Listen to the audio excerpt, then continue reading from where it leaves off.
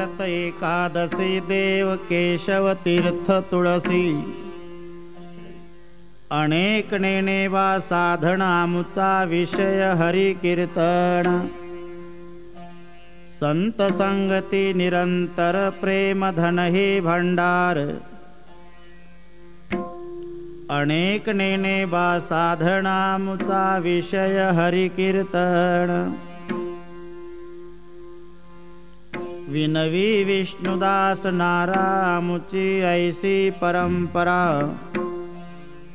अनेक नेनेबा साधनामुचा विषय हरि कीर्तन पांडुरंगा करू प्रथम पांडुरंगा करू प्रथम पांडुरंगा करू प्रथम पांडुरंगा करू प्रथम दुसरे चरण संतान्या दुसरे चरण संतान्या दुसरे चरण संतान्या त्यांच्या कृपादाने कथेचा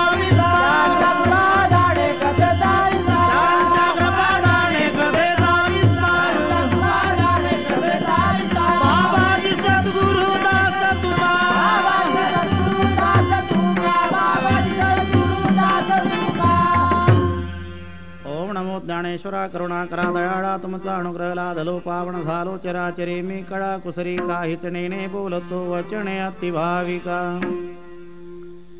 प्रस्तुत कीर्तन रूपी सेवेकरता घेतलेला अभंग भगवंताचे युगान योगीचे लाडके प्रेमी भक्त नामदेव महाराज यांचे ज्येष्ठ पुत्र नारायण महाराज यांचा आणि आपल्या परंपरेचा विचार मांडणारा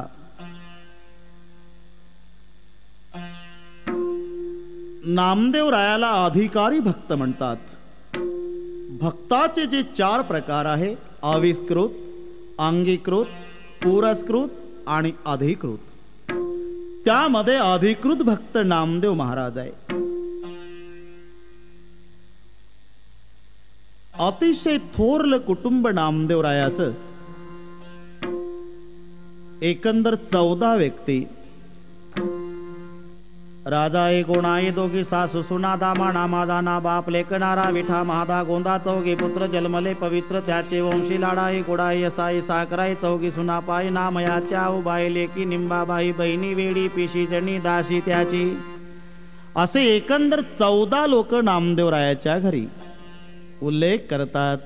नामदेवाचे घरी नामदेवाचे घरी हे नामदेवाचे घरी नामदेवाचे घरी 14 जण स्मरती हरी 14 जण स्मरती हरी 14 जण स्मरती हरी 14 जण स्मरती हरी 14 जण स्मरती हरी 14 जण स्मरती हरी नामदेवाचे घरी 14 जण स्मरती हरी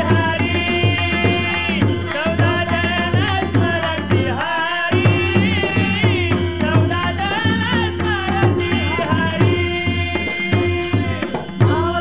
नामदेवाचे घरी 14 जण स्मरती हरी 14 जण स्मरती हरी 14 जण स्मरती हरी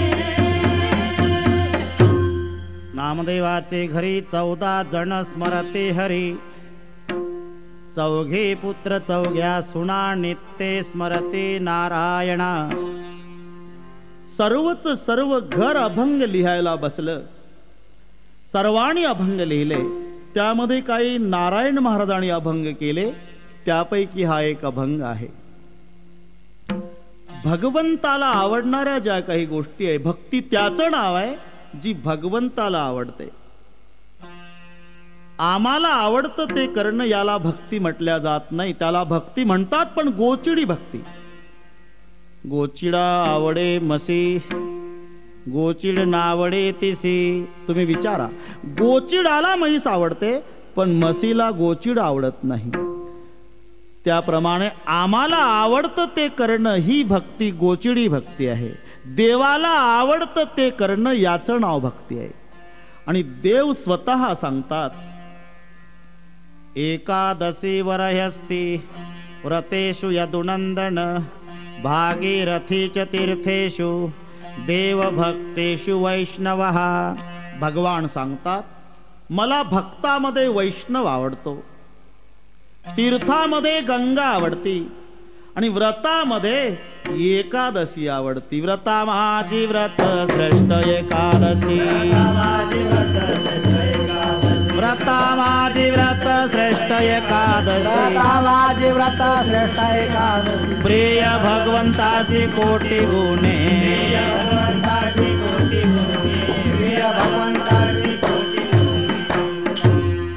व्रता माझी व्रत श्रेष्ठ एकादशी प्रिय भगवंतासी कोटी गुणे. भगवंताला आवडणाऱ्या ह्या गोष्टी आहे, पण साधू संत सांगतात समाज ऐकत नाही. शेवटी म्हणावं लागलं, तुका म्हणे मेलो सांगता सांगता. बरं ऐकतच नाही का?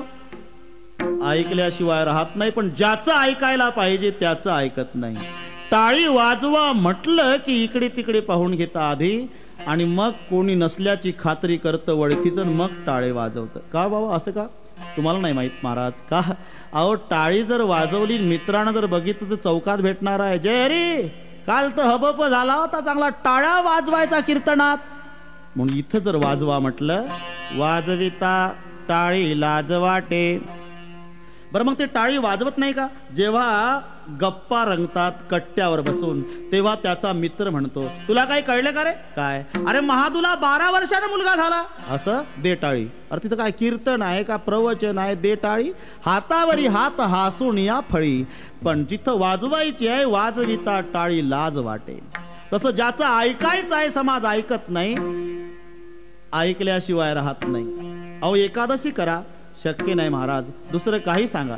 अरे दररोज नाही एकादशी, 15 दिवसा एक एकादशी, कारे न करसी व्रतसार. शेवटी तळमळीनं म्हणावं लागलं, काय तुझा जीव जातो एकादशे, काय तुझा जीव जातो एकादशे, काय तुझा जीव जातो एकादशे,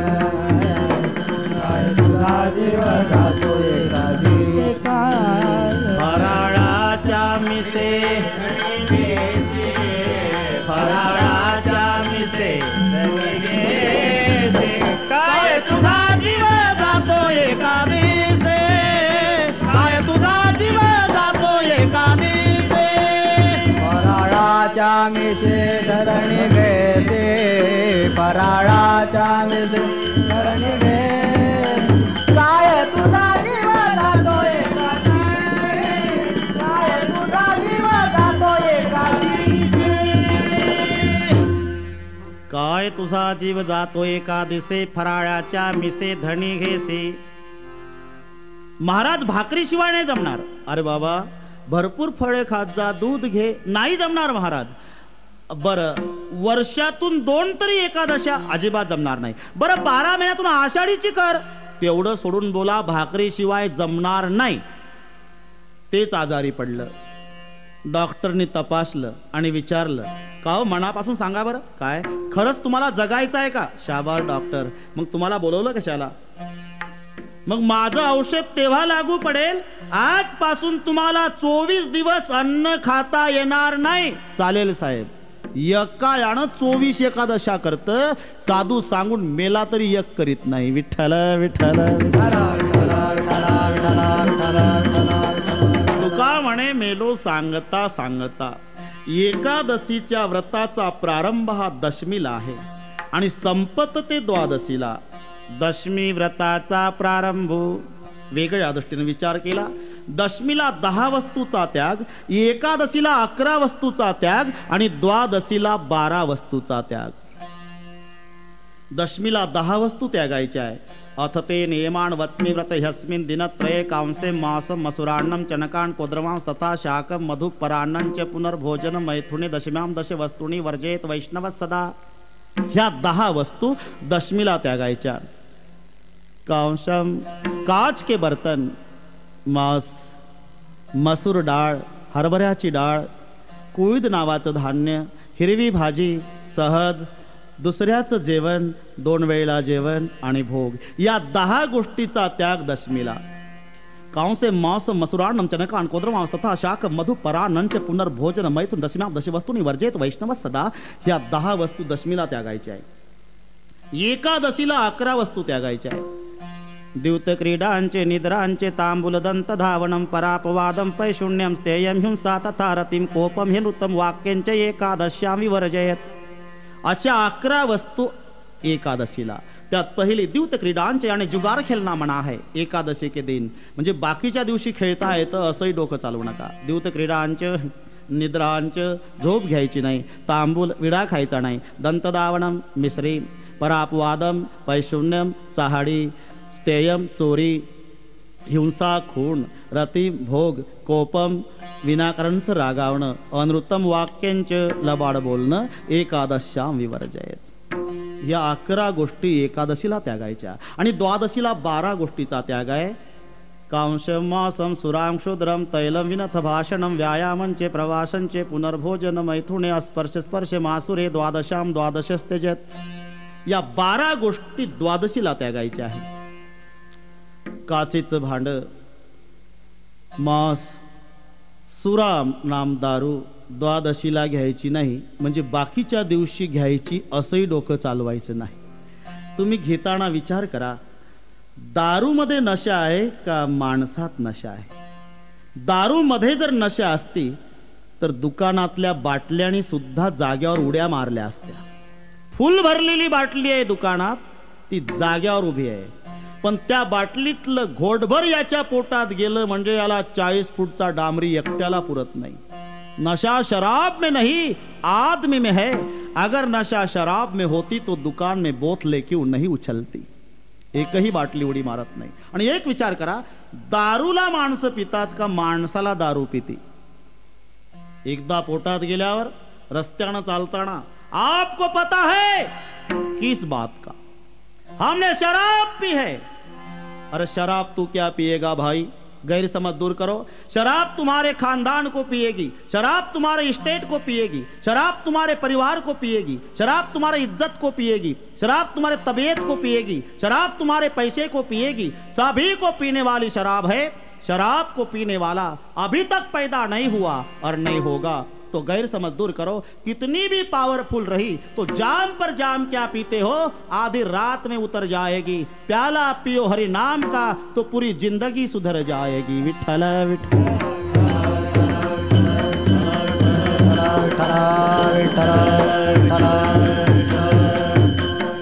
म्हणून शब्द द्वादशी पुरता आला तरी बाकीच्या दिवशी घ्यायचा असा अर्थ करू नका. म्हणून कांशम मासम सुराम क्षुद्रम तैलम विनत भाषणम व्यायामंच प्रवासंच पुनर्भोजन मैथुने अस्पर्श स्पर्श मासुरे द्वादशाम द्वादशस्त्यजत. म्हणून दशमीला प्रारंभ होणारं व्रत द्वादशीला संपत. दशमीला एक भुक्त, एकादशीला फार शक्य नाही झालं तर दुग्धपान, नाही शक्य झालं तर फलाहार, आणि द्वादशीला एक भुक्त. दशमीला प्रारंभ होतं व्रत, हे द्वादशीला संपत. पूर्वी एकादशीचं व्रत, द्वादशीचं व्रत असे शब्द आले. द्वादशीचं व्रत शब्द आला की राजा अंबरीशाचं नाव पुढे येतं. तसं राजा रुक्माण गदाचं नाव एकादशीच्या व्रतासाठी पुढे येतं. रुक्माण गद एकादशी सर्वांना आणि कल्पना आहे. राजा रुक्माणगद, त्यांची फुलाची बाग होती आणि फुलं चोरीला जायचे, शोकारी ठेवलेले होते, पण तरी चोरी फुलांची व्हायची, चोर सापडत नव्हते. एक दिवस शोकारी आले. सरकार, चोर सापडलेले. कुठले होते रे? स्वर्गातले होते, इंद्राचे नोकर. आपल्या बागेतून फुलं चोरून न्यायचे. इंद्राचे नोकर आणि बागेतून फुलं चोरून न्यायचे. ठीक आहे. रुक्माणगद राजा तिथपर्यंत आला. विमान बंद पडल्यामुळे ते मुद्देमालासह सापडले. इंद्राच्या नोकरांनी सांगितलं, राजे विमान बंद पडलेलं आहे, ते सुरू होत नाही, त्यामुळे आता इलाज नाही. तुमच्या फुलाची चोरी आम्ही करत होतो कारण इंद्राला तुमची फुलं आवडायची. मग आता दुरुस्त कसं करता येईल बाबा? त्याचे स्पेअर पार्ट इथं नाही मिळणार कारण तिथे तयार झालेला आहे. म्हणलं एक ऐकलंय आम्ही, मृत्यूलोक आहे ना हा. हो. मग इथे आज एकादशी आहे. आज जर कोणी एकादशीचा उपवास केला असेल, त्याच्या हाताचा स्पर्श जरी आमच्या विमानाला झाला तरी विमान उड्डाण होणार आहे.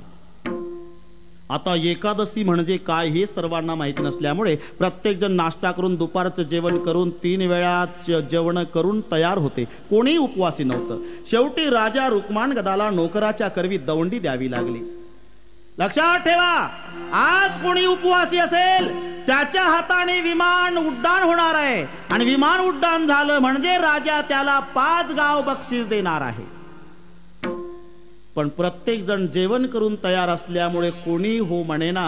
दौंडीवाले फिरतात, ऐका कोणी उपवासी, ऐका कोणी उपवासी, ऐका कोणी उपवासी, असं करीत करीत करीत करीत दौंडीवाले जेव्हा निघाले त्यावेळी एक म्हातारी आपल्या घराच्या पुढे उभी होती. काय काय दौंडी कशाची? म्हातारे, आज जर कोणी उपवासी असेल, एकादशी आहे, तर त्या पुण्यात्म्याच्या हाताच्या स्पर्शानं आमच्या विमान जे बंद पडलं बागेत राजाच्या ते उड्डाण होणार आहे. मग राजा त्याला 5 गाव बक्षीस देणार आहे. असं मग माझी सून उपवासी आहे, तिनं एकादशी केली का? नाही रे, सकाळी सकाळी माझ्या मुलानं हाणल्यामुळे मारल्यामुळे ती वैतागून उपवासी आहे. तेव्हा तेवढीच असं सांगितल्यानंतर विठ्ठल विठ्ठल विठ्ठल विठ्ठल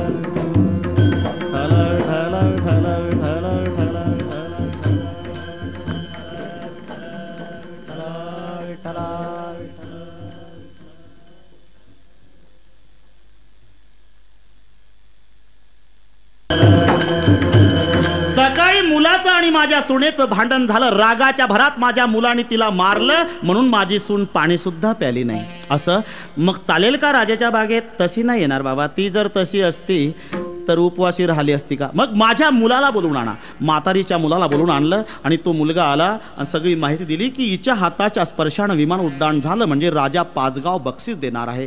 शेवटी ओट ओट म्हटल्यावर उठली, चल पुढे. मग ती पुढे, हा मागे. राजाच्या बागेमध्ये जिथे विमान बंद पडलं त्या ठिकाणी आणलं. लाव हात विमानाला. विमानाला हात लाव म्हटल्यानंतर त्या माऊलीनं विमानाला हात लावल्या बरोबर विमान उड्डाण झालं.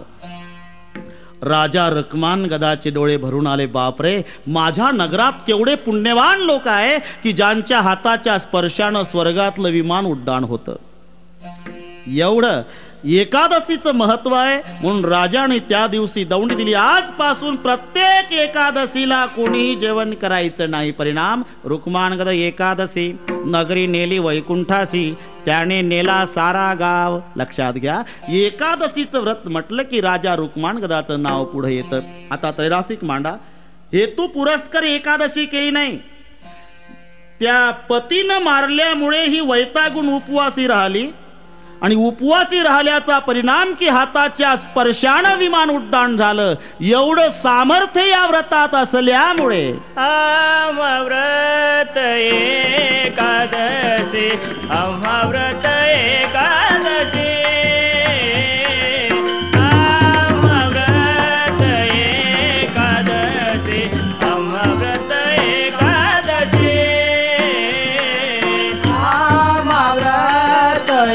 एकादशी, व्रत एकादशी, व्रत एकादशी,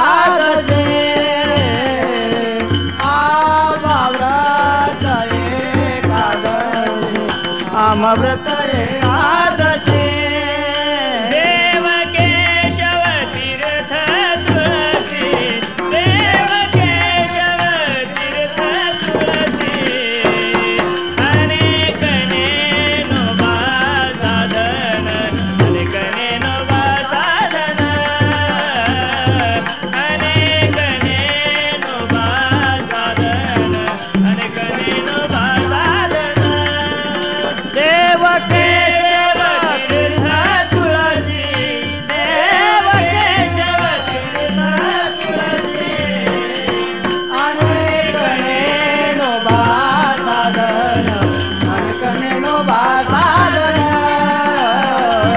अनेक नेनोबा साधन, अनेक नेनोबा साधन. हेतू पुरस्कर नाही, सहजगत्या उपवास घडला तरी त्या एकादशीचं सुकृत की तिच्या हाताच्या स्पर्शानं विमान उड्डाण झालं. एवढं सामर्थ्य या व्रतात असल्यामुळे नारायण महाराज सांगतात, आम्हा व्रत एकादशी. एकादशीचं महत्व सांगताना तुकोबाराय या गोष्टीचा उल्लेख करतात. ऐका व्रताचे महिमान, ऐका व्रताचे महिमान, ऐका व्रताचे महिमान, ऐका व्रताचे महिमान. नेमे आचरते जन, नामे आचरते जन, नेमे आचरते जन, नेमे आचरते जन. गाती ऐकते हरी कीर्तन, गाती ऐकते हरी कीर्तन, गाती ऐकते हरी कीर्तन, गाती ऐकते हरी कीर्तन. ते समान विष्णुशी, समान विष्णुशी, ते समान विष्णुशी, समान विष्णुशी. ऐका व्रताचे महिमान, ऐका व्रताचे महिमान, ऐका व्रताचे महिमान, ऐका व्रताचे महिमान. ऐका व्रताचे महिमान, ऐका व्रताचे महिमान, ऐका व्रताचे महिमान, ऐका व्रताचे महिमान. ऐका व्रताचे महिमान. नेमे आचरती जन, गाती ऐकती हरी कीर्तन, ते समान विष्णुसी. एवढं सामर्थ्य या व्रतात असल्यामुळे नारायण महाराज उल्लेख करतात, आम्हा व्रत एकादशी देव केशव तीर्थ तुळसी. इथे जर केवळ देव शब्द वापरला असता तर याचं कारण बाकीच्यावर हे लक्षण गेलं असतं, अतिव्याप्ती दोष आला असता. मग अतिव्याप्ती दोष टाळण्यासाठी पुढे केशव शब्द घालावा लागला. देव केशव. केशव शब्दामध्येही एक अर्थ आहे आणि त्या अक्षरातही 3 अर्थ आहे. केशव शब्दाचा अर्थ सांगितलेला आहे केशवम क्लेश नाशाय, क्लेशाचा नाश करतो त्याला केशव म्हणतात. पण के नाम ब्रह्मा, शे म्हणजे शंकर आणि ओ म्हणजे विष्णू. जसं मंदिर म्हणजे काय हो, मंदिर म्हणजे देऊळ हा शब्दार्थ आहे. पण मंदिर शब्दात 3 अक्षर आहे. म म्हणजे मंगलता, दी म्हणजे दिवेता आणि र म्हणजे रम्यता. र म्हणजे रम्यता, दी म्हणजे दिवेता आणि म म्हणजे मंगलता. मंगलता, दिवेता, रम्यता या तिन्हीचं एकत्रीकरण जिथं आहे त्याला मंदिर म्हणतात. हे अक्षरातले अर्थ आहे. विठ्ठल म्हणजे काय हो, विठ्ठल म्हणजे पांडुरंग, सरळ झालं. पण वी म्हणजे विधाता, ठ निळकंठ, ल लक्ष्मीकांत. लक्ष्मीकांत म्हणजे विष्णू, निळकंठ म्हणजे महादेव, विधाता म्हणजे ब्रह्मदेव. म्हणून ब्रह्मदेव वीचा अर्थ आहे, तर निळकंठ ठचा अर्थ आहे, तर लक्ष्मीकांत हा लचा अर्थ आहे. तसं के नाम ब्रह्मा, शे म्हणजे शंकर आणि ओ म्हणजे विष्णू. विष्णू म्हणजे पालन, शंकर म्हणजे संवार, ब्रह्म म्हणजे उत्पत्ती. उत्पत्ती, पालन आणि संवार या तिन्ही शक्तीचं एकत्रीकरण असा जो केशव. देव केशव तीर्थ तुळसी. केशवाचं पूजन, तुळसीचं तीर्थ आणि एकादशीचं व्रत याशिवाय आम्ही दुसऱ्या साधनाच्या भानगडीत पडणार नाही. आणि कानेनोबा साधन, आणि कानेनोबा साधन, आणि कानेनोबा साधन, आणि कानेनोबा साधन, आणि कानेनोबा साधन, आणि कानेनोबा साधन, आणि कानेनोबा साधन, आणि कानेनोबा साधन. आमचा विषय हरि कीर्तन, आमचा विषय हरि कीर्तन, आणि कानेनोबा साधन, आणि कानेनोबा साधन. आमचा विषय हरि कीर्तन, आमचा विषय हरि कीर्तन, आणि कानेनोबा साधन, आणि कानेनोबा साधन. अनेक नेनेवा साधन, आमचा विषय हरी कीर्तन. भगवत प्राप्तीचे अनेक मार्ग आहे, उपायाची नाही वाण येथ. अनेक मार्ग भगवत प्राप्तीचे असले जरी तरी त्यामध्ये सोपा हा भक्ती मार्ग आहे. ज्ञान मार्ग, योग मार्ग, कर्म मार्ग. आपण सर्व मार्गाचा विचार करा, इतराचं काठिण्य आपल्या लक्षात येईल.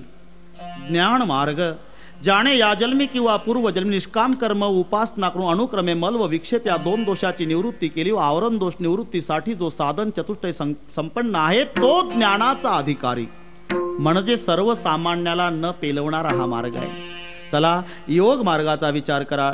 इशारा दिला, पाहे पा लोहाचे चणे जै बोचरिया पडती, खाणे तै पोट भरणे की प्राणे शुद्धी म्हणो. ज्याला दात नाही, ज्या म्हाताऱ्याला श्रीखंड चावत नाही, जे पिकलेली केळी खलबत्त्यात कुटून खातं वगैरे, आणि त्याला जर लोखंडाचे हरभरे खायला दिले आणि जात जा तालमीत व्यायाम करून येत जा, मग ते म्हातारं पहिलवान होईल का मरल? पाहे पा लोहाचे चणे जै बोचर या पडती, खाणे तै पोट भरणे की प्राणे शुद्धी म्हणो. तद्वत योगाची या वाटा जे निघाले गा सुभटा, तया दुःखाचा चिशेल वाटा भागा आला. योग मार्ग दुस्तर आहे. चला कर्म मार्गाचा विचार. कर्म मार्ग सूक्ष्म आहे का? प्रचंड दुधाचे भांडे माझे, एक थेंब कांजी पडे तिथं दूधना दही जोडे, करी खवडी दुधाचे. 40 लिटर दुधाचं भांड दुधानं भरलेलं आहे आणि त्या 40 लिटर दुधाच्या भांड्यामध्ये जर कांद्याच्या रसाचा एक थेंब टाकला तर 40 लिटर दुधाचं वाटोळ करतं ते. दूध राहत नाही, त्याचं दही होत नाही. तसं जन्मभर कर्म सांभाळलं आणि थोडी जरी चूक झाली, मंत्र चळे थोडा तरी धडची होय वेळा. मग कर्म मार्ग सूक्ष्म आहे, ज्ञान न पेलवणारा मार्ग आहे. योग मार्गही दुस्तर आहे. राहता राहतो भक्ती मार्ग, भक्ती पंथ बहु सोपा, पण त्याच्यात पुन्हा 9 प्रकार आहे. श्रवण भक्ती, कीर्तन भक्ती, स्मरण भक्ती, पादसेवन, अर्चन, वंदन, दास्य, सख्य, आत्मनिवेदन असे 9 प्रकार आहे. त्याच्या 2 क्रमांकाला जी कीर्तन भक्ती आहे, त्या कीर्तन भक्तीचे पुन्हा 4 प्रकार आहे. रूप कीर्तन, लीला कीर्तन, गुण कीर्तन आणि नाम संकीर्तन. बाकीच्या साधनाच्या भानगडीत आम्ही पडणार नाही का? त्याचं कारण आहे, त्या त्या युगामध्ये त्या त्या साधनाला प्राधान्य दिल्या गेलं.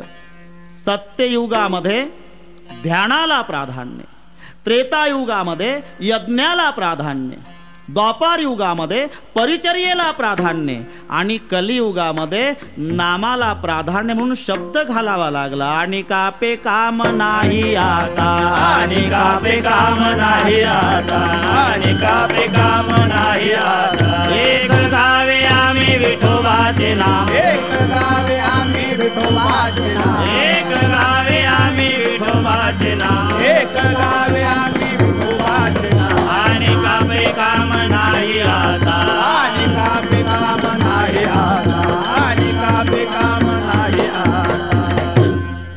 आणि कापे काम नाही आता हा आता युग वाचक आहे. आता म्हणजे या युगामध्ये आणि कापे काम नाही का? त्या त्या साधनाच्या द्वारा जे साध्य त्या त्या युगात प्राप्त होत होतं ते कलियुगामध्ये हरी कीर्तनाच्या द्वारा प्राप्त होतं. कलियुगा माझी करावे कीर्तन, तेने नारायण देईल भेटी. अवघीच साधने कली लाजविली कीर्तने, म्हणून अनेक नेने बा साधन आमचे वंशी हरी कीर्तन किंवा आमचा विषय हरी कीर्तन. भगवंत आणि संत या दोन्हीचं अतूट नातं जोडणारा शब्द प्रेम आहे. त्या प्रेमापोटी परमात्मा वाटल ते करायला तयार आहे. दुर्योधन को मेवा त्यागो साग बिदुर घर पाए रे, झूठे बेर शबरी के खाए बहुविधि प्रेम लगाए रे. आप बने हरि नाय रे, भूल गए ठकुर आए रे, ऐसी प्रीती बडी वृंदावन गोपीन नाच नचाए रे.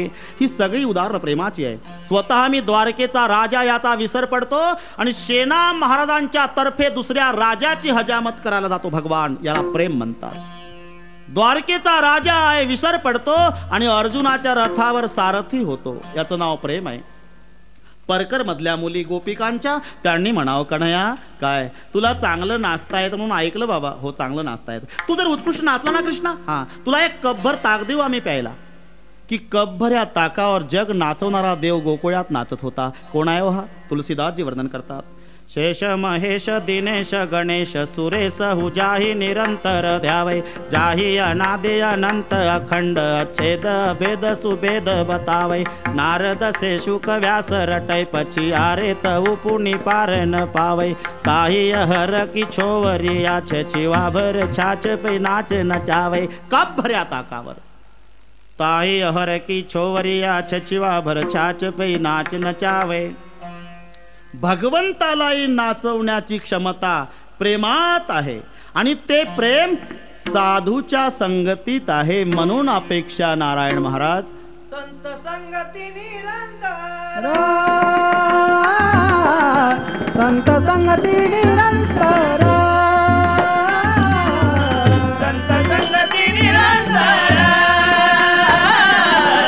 संत संगती निरंतर संत संगती निरंतर संत संगती निरंतर संत संगती निरंतर संत संगती निरंतर प्रेम धन हे भांडार प्रेम धन हे भांडार अनेक नेनोबा साधना अनेक नेनोबा साधना प्रेम धन हे भांडार प्रेम धन हे भांडार अनेक नेनोबा साधना अनेक नेनोबा साधना सर्व गोष्टीची अनुकूलता भगवंताच्याकडे आहे, तरी तोही या गोष्टीचा भुकेला आहे. आपण पहा, द्वारकेचा राजा झाला भगवान श्रीकृष्ण, आणि राजा झाल्यावरची घटना, देवकी मातेनं जेवायला वाढलं, ताटातल्या पदार्थाकडे बघितलं भगवान कृष्णाने आणि बाजूला गेले, कोपऱ्यात उभे राहिले आणि डोळे अश्रूंनी डबडबले. देवकी माता चिंतातुर झाली, उद्धवजीला हाक मारली. उद्धव, क्या माँ? देखो आज कृष्ण ने भोजन नहीं किया. क्यों? मैं जाता हूं मां, पूछता हूं कृष्ण जी को कि भोजन क्यों नहीं किया. जब उद्धव जी आते हैं, कृष्ण जी. क्या उद्धव? देवकी मैया ने कहा है कि आपने भोजन नहीं किया. तो भगवान रोने लग गए. अरे कमाल है, आप रोते क्यों? द्वारकाधीश हो आप, रोते क्यों? और रोने लग गए. तबीयत तो अच्छी है ना कन्हैया जी? हाँ उद्धव. तो रोते क्यों? सच कहो उद्धव, मैंने माँ मेरी देवकी को कितनी बार कहा था कि माँ जब थाली परोसते हैं तो मेरी कसम है थाली में कभी गोरस नहीं रखना. आज मेरी माँ देवकी ने थाली में गोरस रख दिया उद्धव, और जब मैं गोरस देखता हूँ भाई, तो मुझे बचपन की माँ जसोदा याद आती है, तो रोने लगता हूँ, भोजन नहीं कर सकता. सगळ्या गोष्टीची अनुकूलता ज्या भगवंताच्याकडे आहे, तोही या गोष्टीचा भुकेला आहे. थोर प्रेमाचा भुकेला. किंवा भगवंतानी द्वारकेचा राजा झाल्यानंतर एक चिठ्ठी पाठवली यशोदा माईला. सुनहु कान मोरिज सुमती मैया आवही गेती निचारी पाच मह महला दरदो भैया प्रात उठे कबऊ न करेहु कलह कबऊ न पयो पियो मैया जब ते माता तुम ते बिछरे को न कहू कन्हैया. असे मार्मिक शब्द आहे. सुनहु कान मोरिज सुमती मैया, मां संदेशा कान खोलकर सुनना. तू गळ्यात पडली होती आई गोकुळ सोडताना, भांडू नका माझ्या बाळांनो म्हटलं होतं. मी बैराम दादा अजून भांडलो नाही आई, आणि सारखी तुझी आठवण येते ग. तुला वाटत असेल आता हा द्वारकेचा राजा झाला, याला कोणत्या गोष्टीची कमतरता आहे? सगळे आहे. जेव्हा मी बाहेर पडतो ना राजवाड्यातून, कानी शब्द येतात, राजाधिराज महाराज भगवान कृष्ण पधारे है. दिवसभर हे शब्द कानी येतात आई, पण तुला सोडल्यापासून जवळ घेऊन पाठीवर हात फिरवून मेरा कन्हैया आजपर्यंत कोणी म्हटलं नाही. विठ्ठल विठ्ठल. आणि त्या प्रेमासाठी भगवंत भुकेला आहे, थोर प्रेमाचा भुकेला. मग तो तिथे येतो जिथे प्रेम आहे, आणि प्रेम तिथे आहे जिथे संत आहे. म्हणून नारायण महाराज म्हणतात, संत संगती निरंतर प्रेम धन हे भांडार. आतापर्यंत एकादशीचं व्रत, तुळशीचं तीर्थ, केशवाचं पूजन आणि हरी कीर्तन, नारायण महाराज म्हणतात, ही आमच्या घराण्यातली चालत आलेली परंपरा आहे. विनवे विष्णुदास नारा, विनवे विष्णुदास नारा, विनवे विष्णुदास नारा, विनवे विष्णुदास नारा, विनवे विष्णुदास नारा, विनवे विष्णुदास नारा, विनवे विष्णुदास नारा, विनवे विष्णुदास नारा.